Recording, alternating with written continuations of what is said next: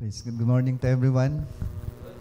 So I would like to thank you, Reverend Jong, for invite us last October 10, BLTC Leadership Training. So I'm very happy. My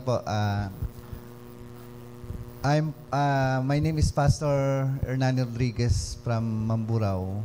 My friend, missionary Her Young Song, missionary from Korea, and a missionary in Occidental Mindoro. So in Mamburao, they have a training center, but the problem is no teaching, no teachers or trainers. So thank you so much, because BLTC program is very good at Mangyan pastors. We cannot allow to attend Bible school trainers, but this book is very important to train some pastors.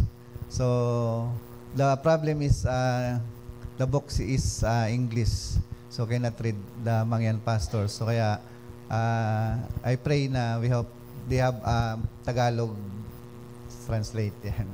So thank you so much.